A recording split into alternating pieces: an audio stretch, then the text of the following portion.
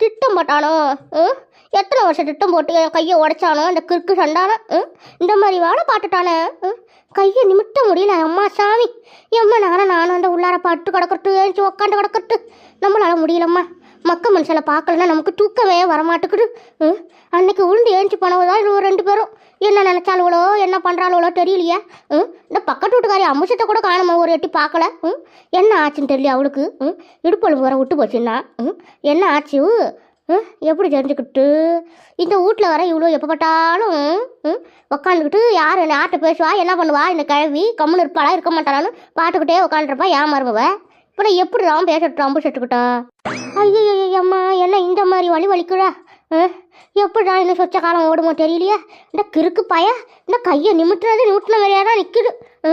இல்லை எனக்குன்னு கடவுளை அனுப்பி வச்சானோ அவனை நினச்சி பார்க்க திட்டுட்டா வருத.